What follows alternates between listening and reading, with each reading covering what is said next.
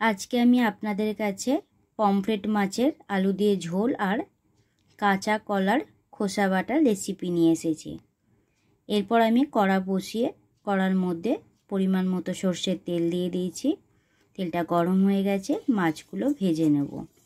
নমস্কার বন্ধুরা, আপনারা সবাই কেমন আছেন? আপনাদের সবাইকে শখের রান্না আরও একটি নতুন রেসিপিতে স্বাগত জানাই। আমি আজকে একদম ঘরোয়া রান্না নিয়ে এসেছি। বাড়িতে আজকে যা বানিয়েছি সেটাই আপনাদের সাথে আজকে শেয়ার করব। মাছগুলো ভাজা হয়ে গেছে। এখানে আমি একটা কাতলা মাছও দিয়ে দেব। তো কাতলা মাছটা আমার মেয়ে ভাজা খাবে, তো তাই এখানেই আমি ভেজে নিলাম। মাছগুলো ভাজা হয়ে গেছে, এরপর কালো জিরে ফোড়নে দিয়ে দিলাম। এরপর লবণ হলুদ মাখিয়ে রাখা আলুগুলো ভাজতে দিয়ে দেবো। এখানে আমি আলুটা লম্বা লম্বা করে কেটে নিয়েছি, সেটাই ভাজতে দিয়ে দিলাম।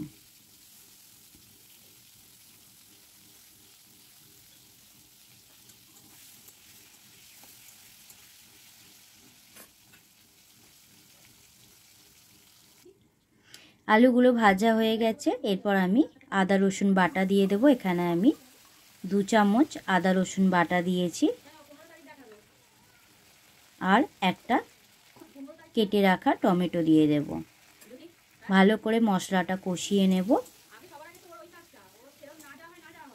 যে সকল বন্ধুরা আমার রেসিপি ভিডিও দেখেন, আপনাদের সবাইকে অসংখ্য ধন্যবাদ জানাই আমার রেসিপি দেখার জন্য।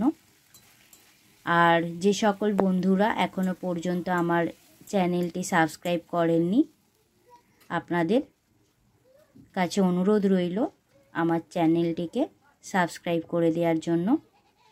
আর আপনারা আমার ভিডিওটা ফুল ওয়াচ করে তারপর সাবস্ক্রাইব করবেন, এটাই অনুরোধ রইল। তো এখানে আমি পরিমাণ মতো হলুদ গুঁড়ো দিয়ে দিলাম, পরিমাণ মতো জিরে গুঁড়ো আর ধনে গুঁড়ো দিয়ে দিলাম। এরপর পরিমাণ মতো আমি লঙ্কা গুঁড়ো দিয়ে দেব। আর আপনারা আমার অল নোটিফিকেশানটা অন করে রাখবেন, যাতে সবার আগে আপনাদের কাছে আমার রেসিপি পৌঁছে যায়।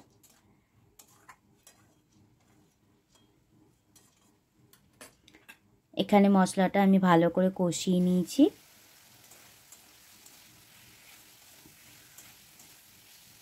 এরপর স্বাদ মতো লবণ দিয়ে দেব।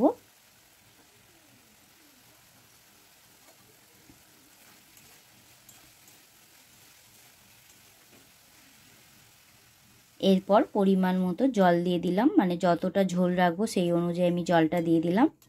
এরপর আমি কড়াটা অন্য একটি ওভেনে বসিয়ে নেব। অন্য ওভেনেটা হোক ঝোলটা, ততক্ষণ আমি কাঁচা কলার খোসা বাটাটা আমি এখানে করে নেব। তো কড়ার মধ্যে পরিমাণ মতো সর্ষের তেল দিয়ে দিলাম। এরপর অনেকটা কালো জিরে দিয়ে দেব।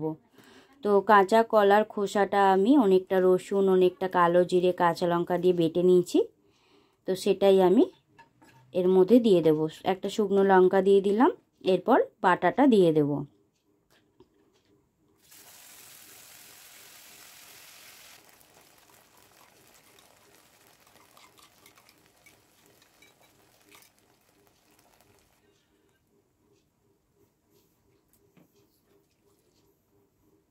এরপর স্বাদ মতো লবণ দিয়ে দেব। দিয়ে আবার আমি এই কড়াইটা ওই ওভেনে বসিয়ে দিয়ে আবার ঝোলের কড়াইটা আমি এই ওভেনে করে নেব।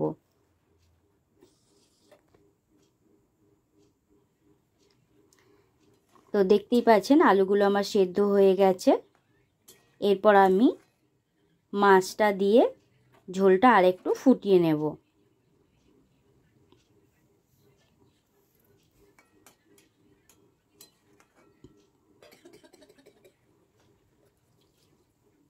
ঢাকা দিয়ে আমি 5 মিনিট আবার রান্না করে নেব।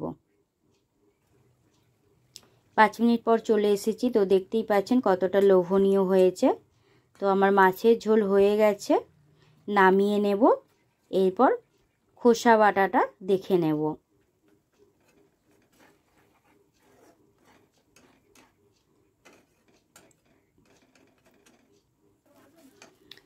খোসা বাটাটাও অনেকটা শুকিয়ে এসেছে, এখনও একটু হবে। এরপর আমি স্বাদ মতো মিষ্টি দিয়ে দিলাম।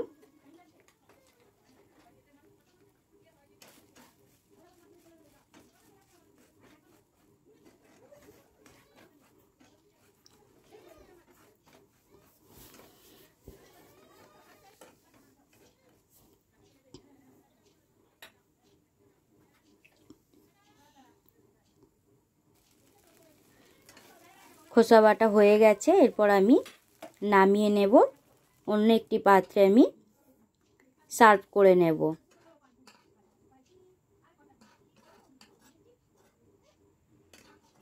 এরপর মাছের ঝোলটাও আমি ঢেলে নেব। তো বন্ধুরা, আমার এই দুটো রেসিপি আপনাদের কেমন লাগলো অবশ্যই কমেন্ট করে জানাবেন। আর যদি খুব ভালো লাগে তাহলে আপনারা আপনাদের পরিবার এবং বন্ধুদের সাথে শেয়ার করে দেবেন। ভিডিওটা আজকে এখানেই শেষ করছি। আপনারা সবাই ভালো থাকবেন, সুস্থ থাকবেন। সবাইকে অসংখ্য ধন্যবাদ।